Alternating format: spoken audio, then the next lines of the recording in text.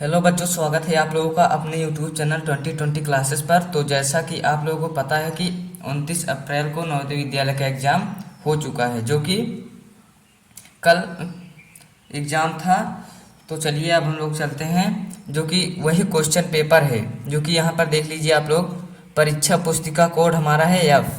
तो नवोदय विद्यालय के एग्ज़ाम का ही ये क्वेश्चन पेपर है, जो कि यहाँ पर लिखा था रोल नंबर, जो कि परीक्षार्थी का नाम है। ये परीक्षार्थी है, प्रिंसिपाल नाम है इसका। क्या नाम है? प्रिंसिपाल नाम है। और ये देख लीजिए, ऐसा ही आपका क्वेश्चन पेपर आया था। तो चलिए आज मैं आप लोगों को पूरा पेपर सॉल्व आंसर दूंगा, सॉल्व सहित। तो चलिए हम लोग क्वेश्चन पर चलते हैं। तो वीडियो को पूरा वॉच करके जाइएगा, लाइक करिए, सब्सक्राइब एंड ज़्यादा से ज़्यादा लोगों को शेयर कीजिए। तो चलिए हम क्वेश्चन पर चलते हैं। तो क्वेश्चन नंबर फर्स्ट में देख लीजिए आप लोग कि आपको एग्जाम में ना समझ में आए तो आप लोग निर्देश पढ़ लिया कीजिए, कि जो निर्देश में दिया रहेगा उससे आपको पता चल जाएगा निर्देश में। तो क्वेश्चन नंबर फर्स्ट में देखिए कि हमें क्या करना है कि भिन्न आकृति का, इसमें से कौन सी भिन्न आकृति होगी। तो देखते हैं। तो इसमें क्वेश्चन नंबर फर्स्ट का आपका ऑप्शन नंबर ए बिल्कुल राइट होगा, क्योंकि इसमें देख लीजिए ये वृत्त ब्लैक है और ये वाला वाइट है। और इसमें देखिए ऑप्शन नंबर बी में दोनों वाइट हैं, ऑप्शन नंबर सी में भी दोनों वाइट है, और ऑप्शन नंबर डी में भी दोनों वाइट है, जो कि ऑप्शन नंबर ए में आपका एक ब्लैक और एक वाइट है। तो आपका क्वेश्चन नंबर फर्स्ट का ऑप्शन नंबर ए बिल्कुल राइट होगा।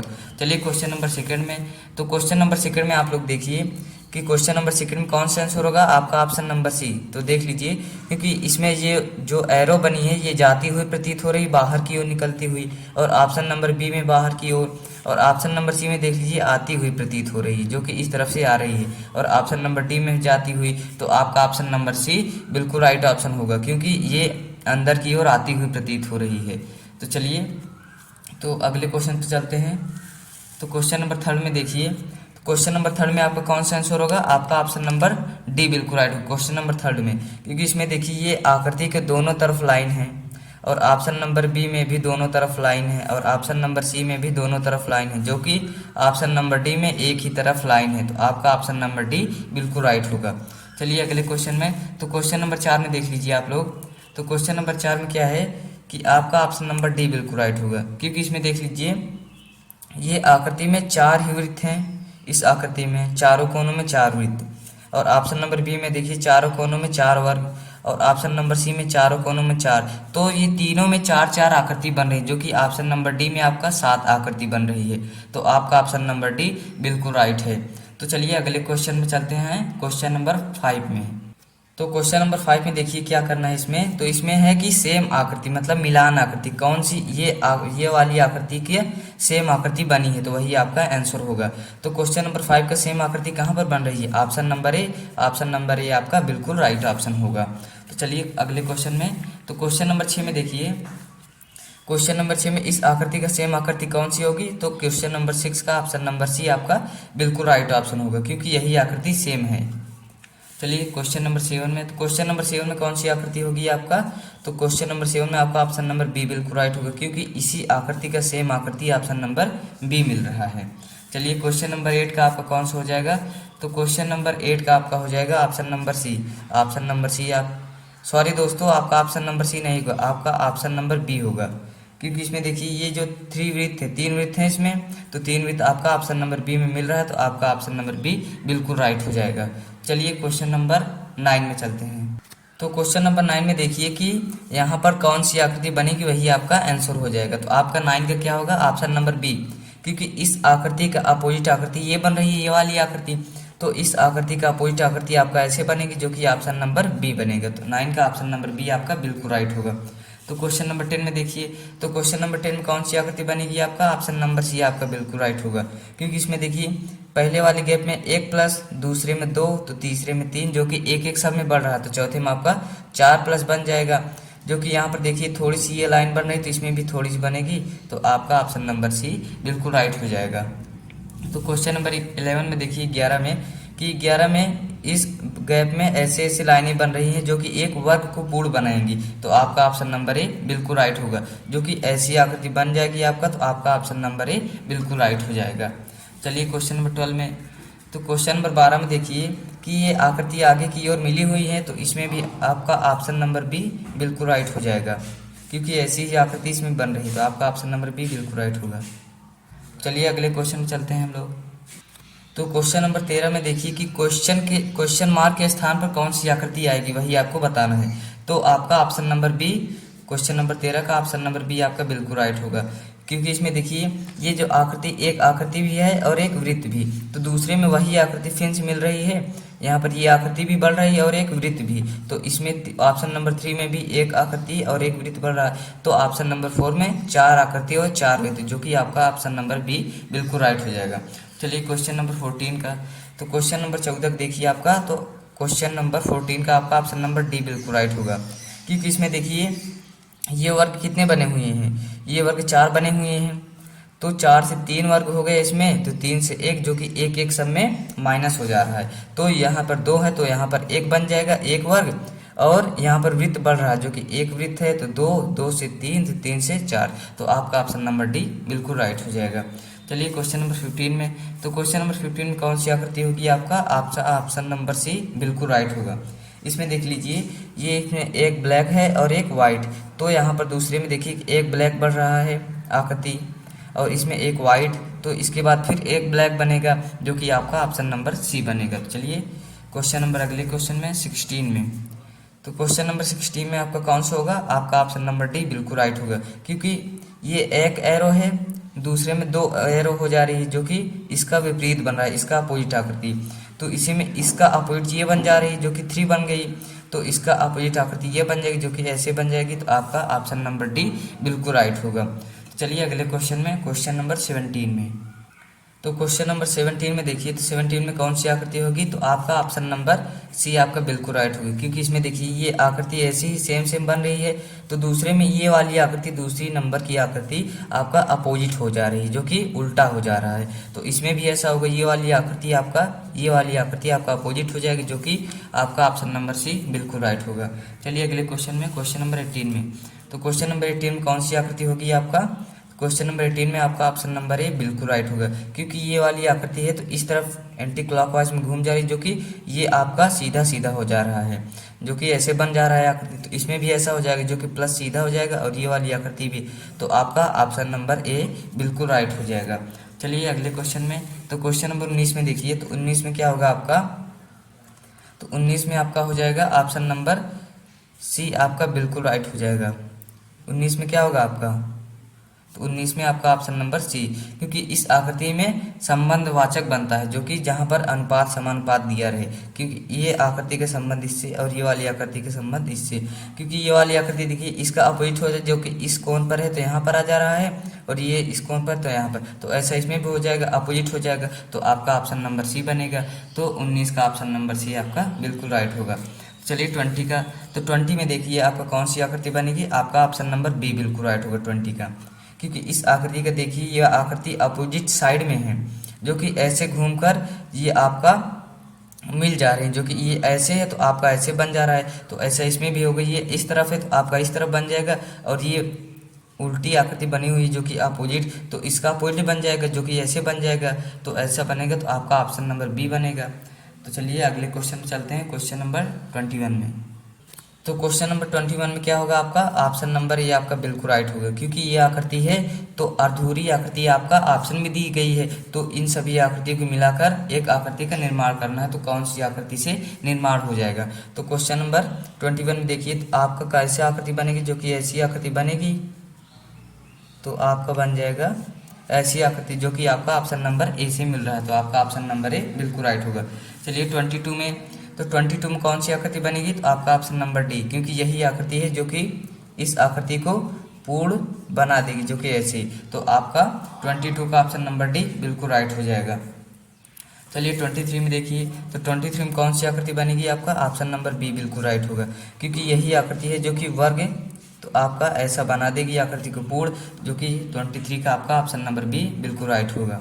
चलिए 24 का, तो 24 में देखिए आपका कौन सी आकृति होगी, तो 24 में आपका हो जाएगा ऑप्शन नंबर बी बिल्कुल राइट, क्योंकि यही आकृति है जो कि इस आकृति को पूर्ण बनाएगी, जो कि ऐसे, तो आपका ऑप्शन नंबर बी बिल्कुल राइट हो जाएगा। चलिए अगले क्वेश्चन में 25 में, 25 में देखिए कौन सी आकृति होगी। 25 का आपका कौन सी आकृति होगी? ऑप्शन नंबर सी आपका बिल्कुल राइट होगा, क्योंकि जहाँ पर एक्स वाई दर्पण है तो उसी का अपोजिट बनाना है। ये दर्पण प्रतिबिंब आकृति है कि यहाँ पर दर्पण रखा गया तो इसका अपोजिट आकृति कौन सी बनेगी? तो इसका अपोजिट आकृति आपका ऑप्शन नंबर सी बिल्कुल राइट हो जाएगा। चलिए 26 में, तो 26 में कौन सी आकृति होगी? यहाँ पर दर्पण रखा गया तो इसका अपोजिट आकृति आपका ऑप्शन नंबर बी बिल्कुल राइट हो जाएगा। तो आप लोग इस क्वेश्चन को, इन सभी क्वेश्चन को हल कर लीजिए, क्योंकि बहुत इंपॉर्टेंट क्वेश्चन है ये। चलिए 27 में, तो 27 में कौन सी आकृति होगी आपका? ऑप्शन नंबर बी आपका बिल्कुल राइट होगा 27 में, क्योंकि ये जो 7 है तो इसका अपोजिट करेंगे तो आपका ऐसी ही आकृति बनेगी, तो आपका ऑप्शन नंबर बी बिल्कुल राइट हो जाएगा। चलिए 28 में, तो 28 में कौन सी आकृति होगी आपका? 28 में आपका ऑप्शन नंबर बी बिल्कुल राइट हो जाएगा। इसका अपोजिट आकृति आपका ऑप्शन नंबर बी बनेगा, जो कि 28 का ऑप्शन नंबर बी बिल्कुल राइट हो जाएगा। तो चलिए अगले क्वेश्चन में 29 में, तो 29 में देखिए, तो 29 में कौन सी आकृति होगी? ये कागज कटिंग आकृति है, जिसको 4 बार मोड़कर ऐसी आकृति को कटिंग किया गया है। तो इसको जब इस तरफ खोलेंगे तो ये आकृति ऐसी बन जाएगी, जो कि इसको चारों तरफ बनना है तो चारों तरफ बनेगी तो ऐसी आकृति बन जाएगी, जो कि आपका ऑप्शन नंबर सी बिल्कुल राइट होगा। ये आप लोग कागज काट कर भी देख लीजिएगा।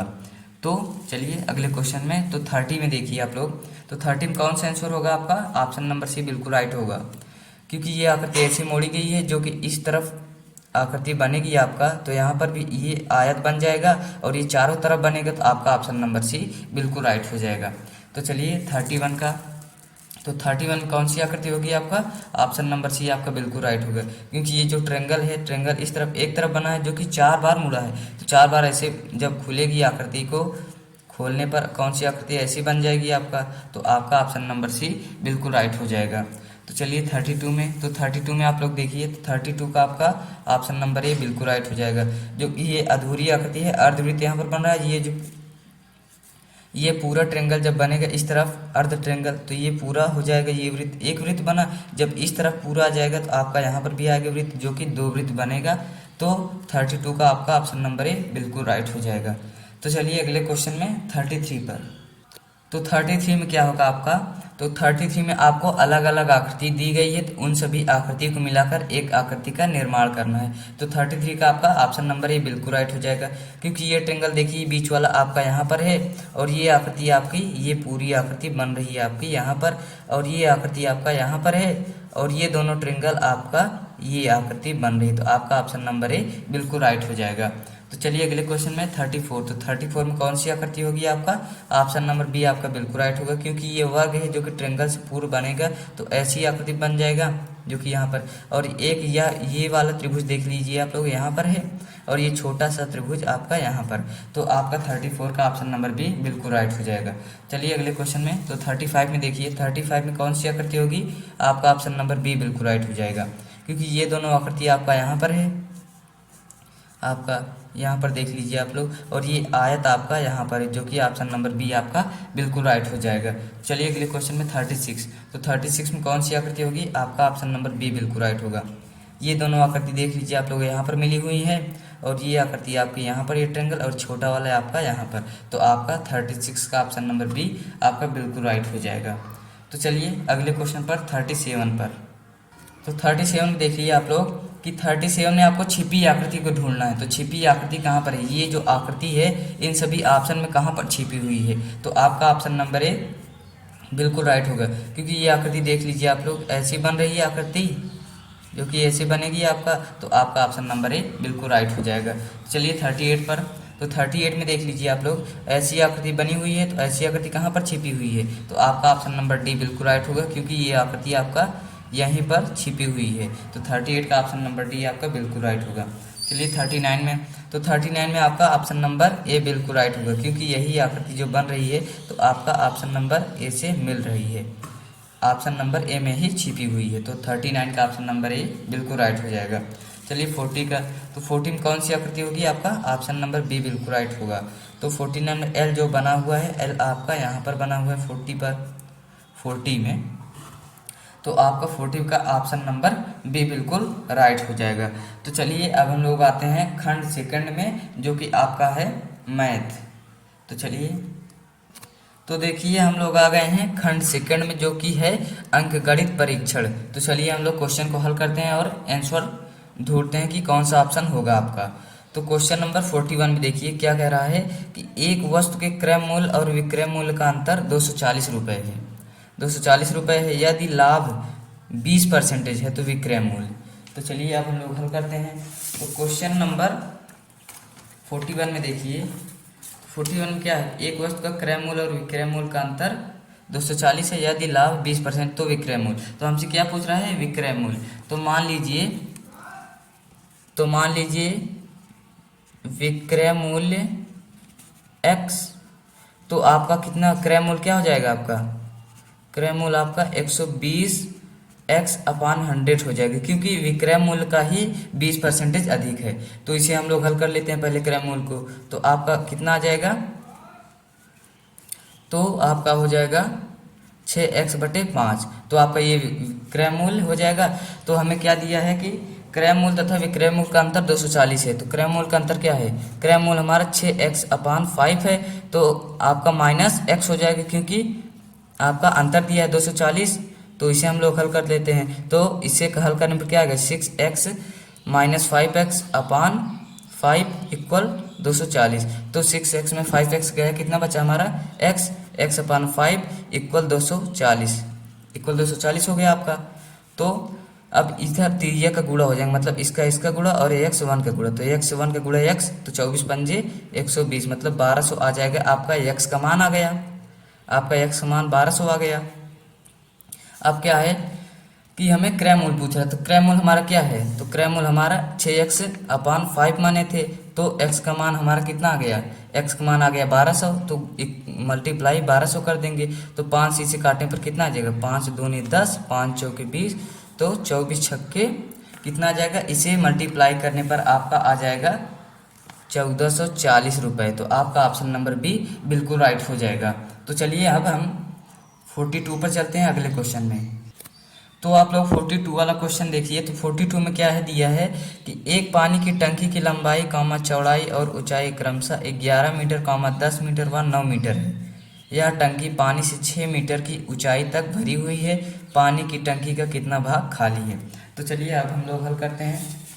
पहले क्या दिया है हमें कि 11 मीटर टोटल दे दिया है, 11 मीटर 10 मीटर व 9 मीटर। तो टंकी की धारता निकाल लेते हैं, मतलब उसका आयतन। तो चलिए, तो टंकी का आयतन क्या हो जाएगा, तो टंकी का आयतन हो जाएगा LBH। तो LBH है। तो लंबाई चौड़ाई और ऊंचाई, तो लंबाई चौड़ाई ऊंचाई क्या है हमारा 11 मीटर 10 मीटर और 9 मीटर। तो इसे हल करने पर क्या आ जाएगा 11 गुणे 10 गुणे 9। तो इसे हल करने पर 990 आ जाएगा आपका 990। तो चलिए अब क्या दे दिया है हमें, तो अब हमको टंकी पानी से कितना ऊंचाई पर भरी है, 6 मीटर की ऊंचाई पर।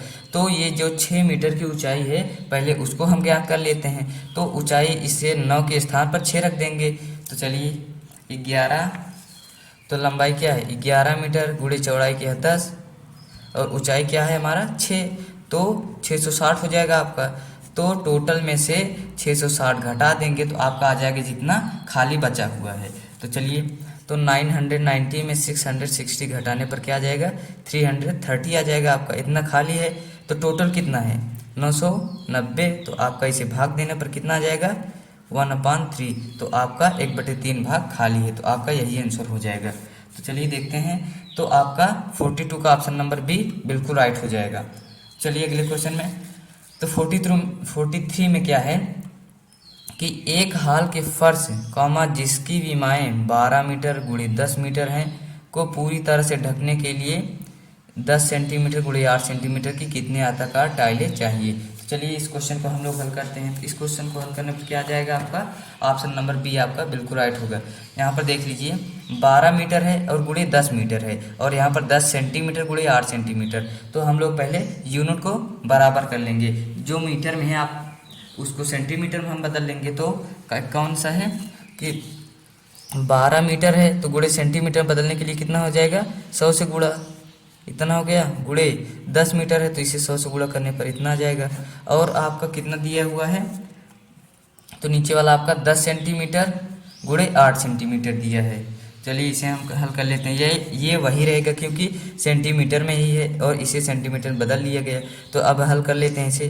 तो 1 0 से 1 0, 4 दूनी 8, 4 तिहाई 12, 2 पंजे 10, तो 5 तिहाई 15, और इसे मल्टीप्लाई करने पर आपका आ जाएगा 15,000 टाइलें ढकने के लिए लगेंगी। तो आपका यही आंसर हो जाएगा।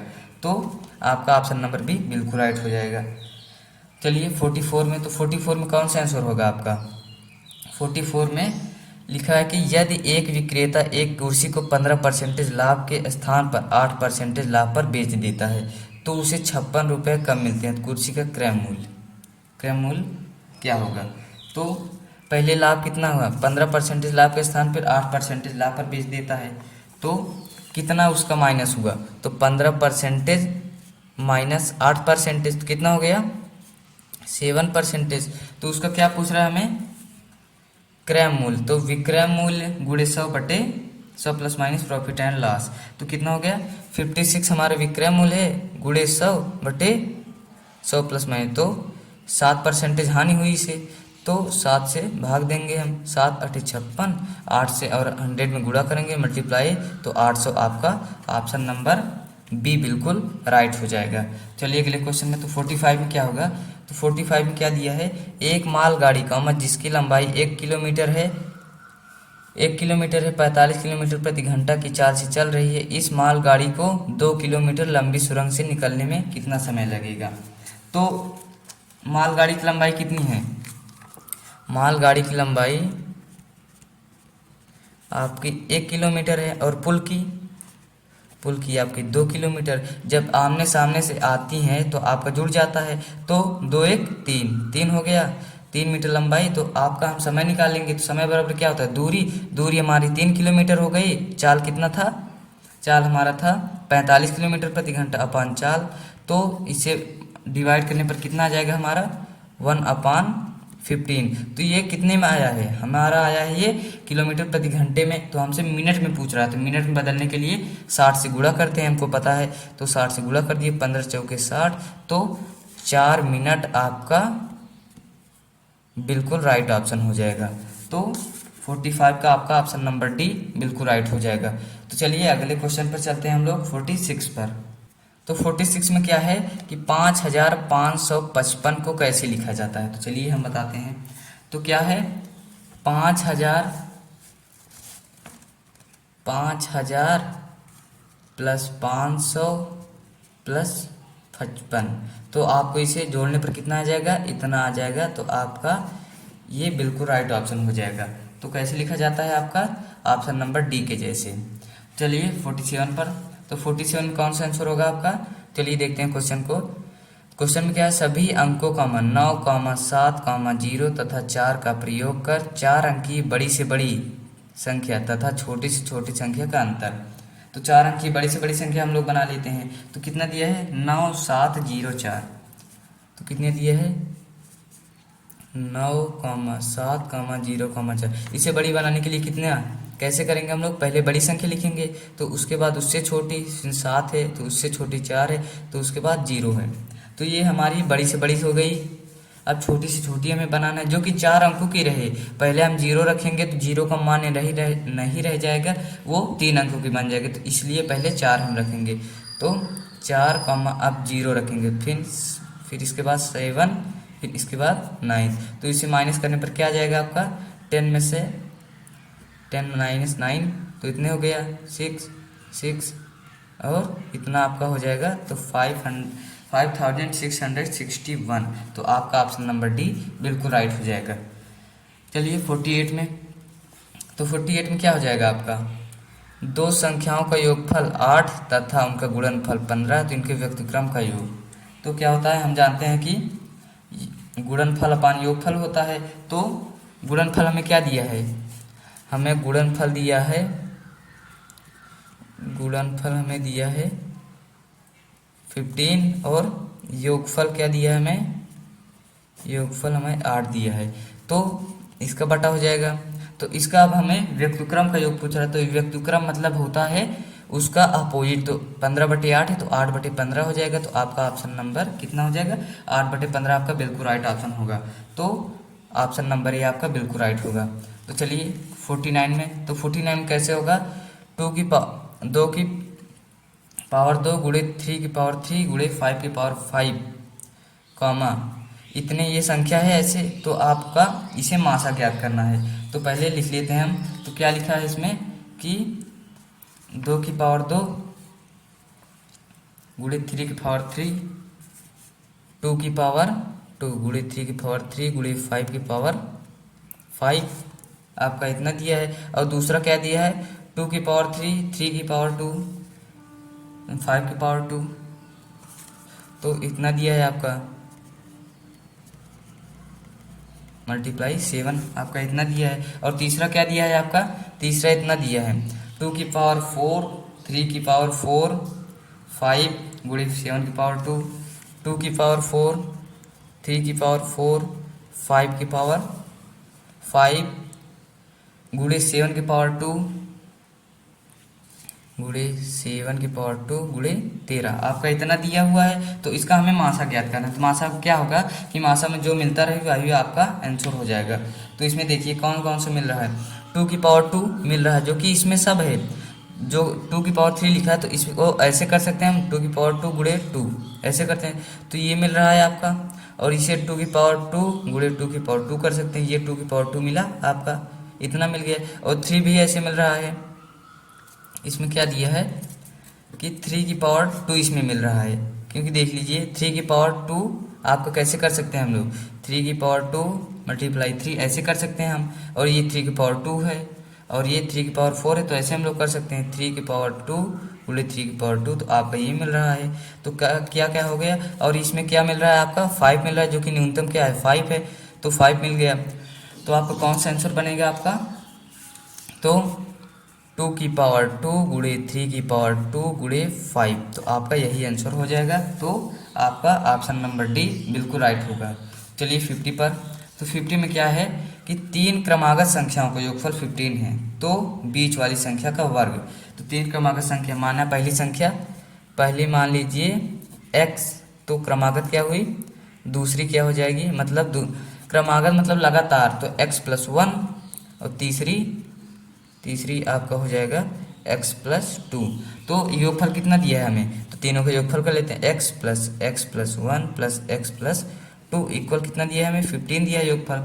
चलिए इसे हम हल कर लेते हैं, तो x 3x हो गया, प्लस 1 प्लस 2 3 इक्वल 15, तो इधर प्लस में उधर आएगा माइनस में, तो 3x इक्वल 15 माइनस 3, तो कितना हो जाएगा आपका 3x इक्वल 12 में। तो इधर मल्टीप्लाई में उधर जाएगा डिवाइड में, तो डिवाइड करेंगे तो क्या आ जाएगा x इक्वल 4, x के मान 4 आ गया।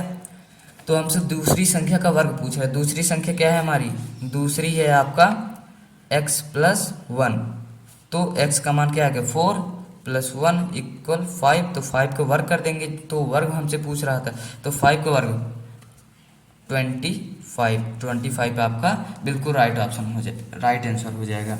तो आपका ऑप्शन नंबर बी बिल्कुल राइट ऑप्शन हो जाएगा। तो चलिए अब हम लोग चलते हैं अपने अगले क्वेश्चन पर 51 पर। तो 51 में देखिए क्या कह रहा है, संख्या जो 4 या अधिक अंकों की है, 8 से भाज्य, तो आपका ऑप्शन नंबर डी बिल्कुल राइट होगा, क्योंकि अंतिम 3 संख्या 8 से भाज्य है, तो वह 4 अंकों की संख्या होगी। तो चलिए 52 पर, तो 52 में क्या है कि 5 सेंटीमीटर को किलोमीटर में बदलिए, तो 5 सेंटीमीटर को किलोमीटर में बदलने के लिए किससे भाग देते हैं हम लोग, 1 लाख से भाग देते हैं, तो आपका ऑप्शन नंबर सी बिल्कुल राइट हो जाएगा। तो चलिए अगले क्वेश्चन में, तो 53 में क्या है, निम्नलिखित में से कौन सी संख्या 3, 4, 5 तथा 6 से विभाज्य, तो आपका 60 ऐसी संख्या जो कि ये चारों संख्या से विभाज्य, तो आपका ऑप्शन नंबर बी बिल्कुल राइट हो जाएगा। चलिए 54, तो 54 में क्या है, तो 54 में 4.239 को 0.9 से भाग करने पर प्राप्त संख्या ऑप्शन नंबर बी होगी 4.71।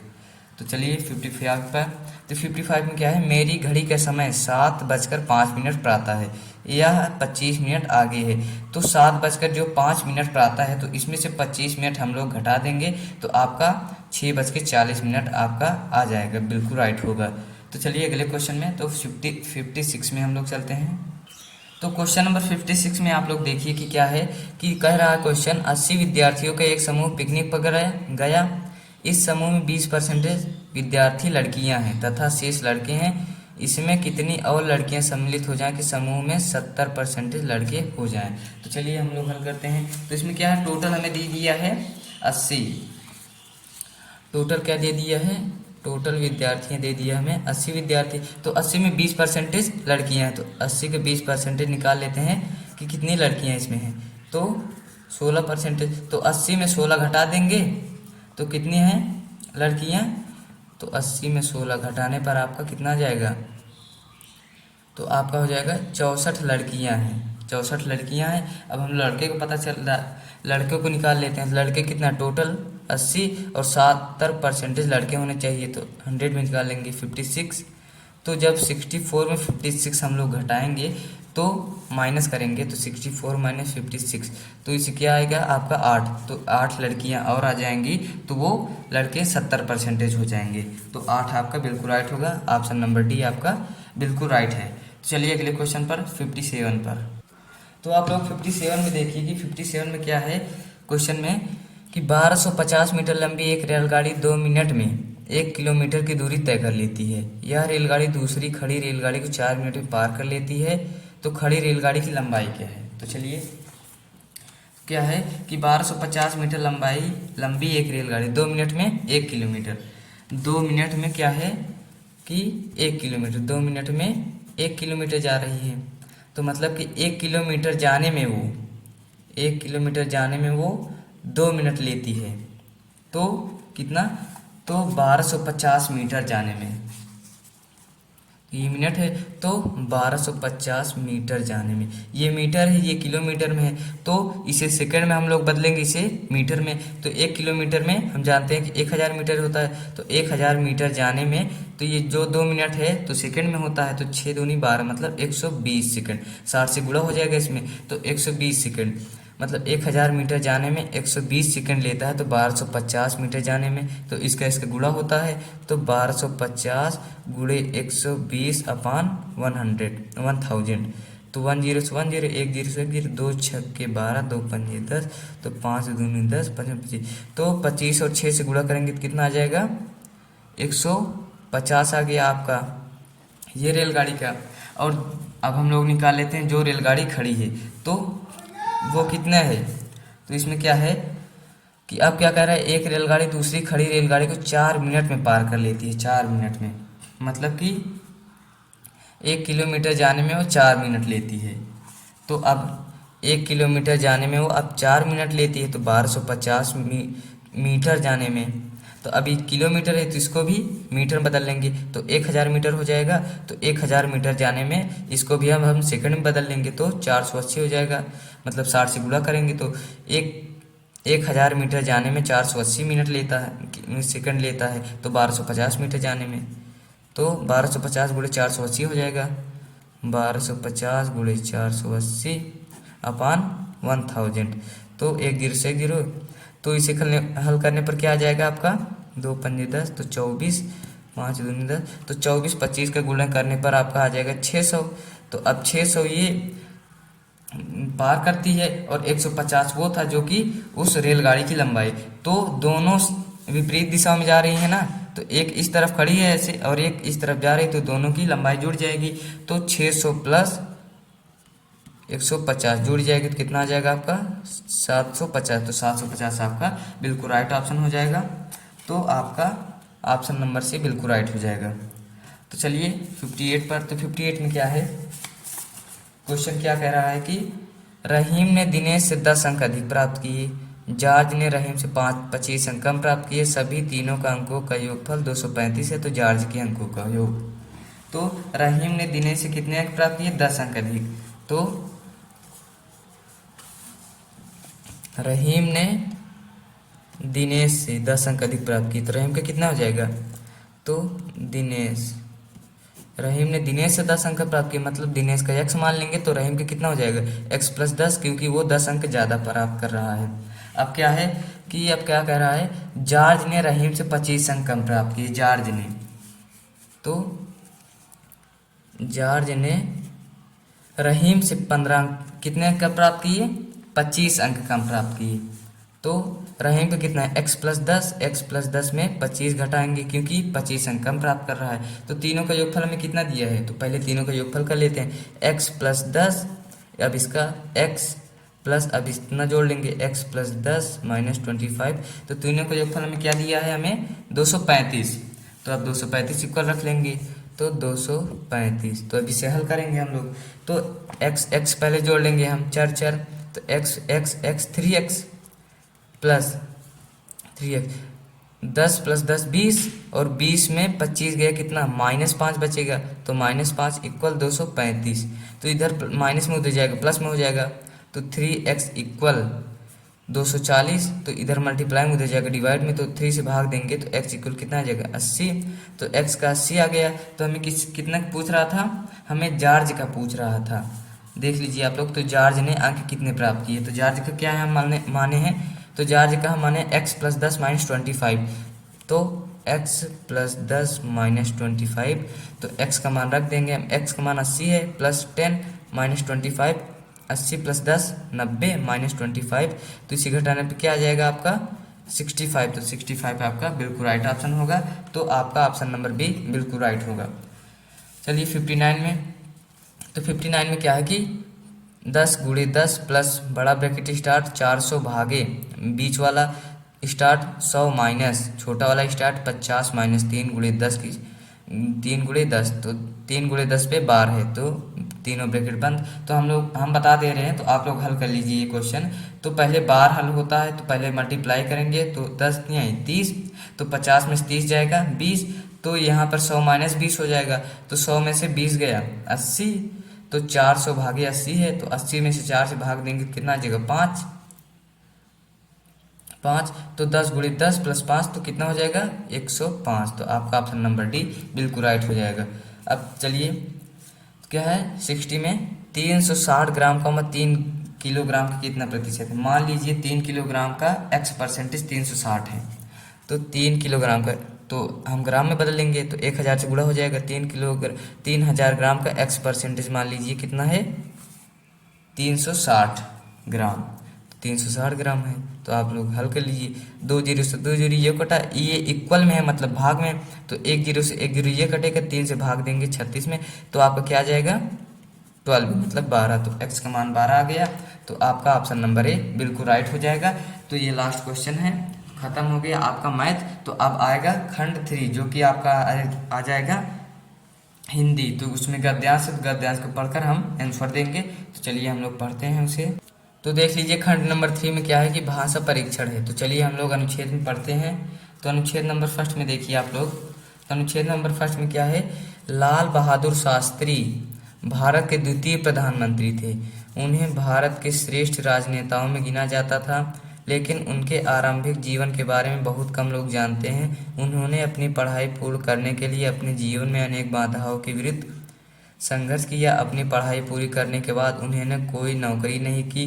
वे स्वाधीनता आंदोलन से जुड़ना चाहते थे।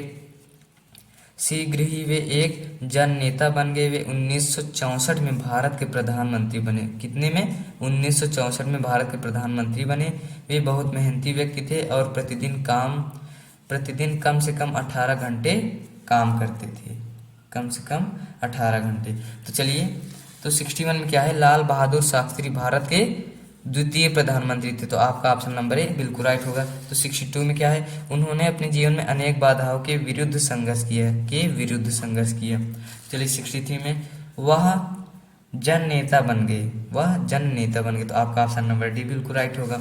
64 क्या है, बन गए कौन सी क्रिया है, क्रिया का कौन सा कौन सा काल प्रतीत हो रहा है। तो आपका ऑप्शन नंबर बी होगा भूतकाल। बन गए मतलब बन चुके थे। चलिए 65 में क्या है कि पूरा करना का पर्यायवाची है। पूरा करना का पर्यायवाची क्या है, संपन्न करना। तो आपका ऑप्शन नंबर सी बिल्कुल राइट होगा। तो चलिए अब हम लोग चलते हैं अनुच्छेद नंबर 2 में। तो अनुच्छेद नंबर 2 में आप लोग देखिए क्या है कि ज्वालामुखी जलता हुआ एक पर्वत है जिसमें पृथ्वी में गहराई तक जाने वाला एक छिद्र होता है। इसके खुले हुए मुख को ज्वालामुखी का मुख विवर कहा जाता है। कभी कभी कोई ज्वालामुखी शताब्दियों तक शांत रहकर अचानक सक्रिय हो जाता है, इसे ज्वालामुखी का विस्फोट कहा जाता है।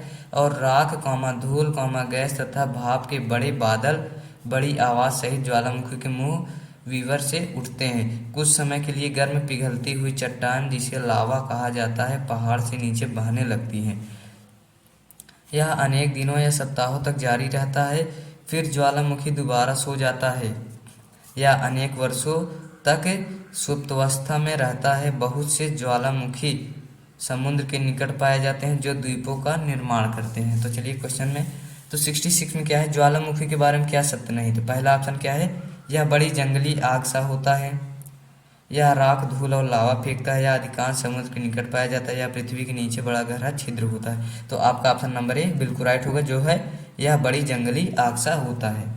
चलिए 67, तो 67 में क्या है, जब किसी ज्वालामुखी का विस्फोट होता है तो उसे क्या कहा जाता है, सक्रिय कहा जाता है, मतलब वो सक्रिय हो गया है। चलिए 68 में क्या है, पहाड़ से नीचे बहने वाला लावा किस अवस्था में होता है, तो वह द्रव अवस्था में होता है। तो द्रव अवस्था में जब रहेगा तभी तो वो बहेगा। चलिए 69 में, तो 69 क्या है, शांत का यहाँ विलोम क्या है। तो शांत का विलोम यहाँ पर है, शांत का विलोम तो सक्रिय, शांत का विलोम अशांत होता है, अशांत भी एक सक्रिय ही है।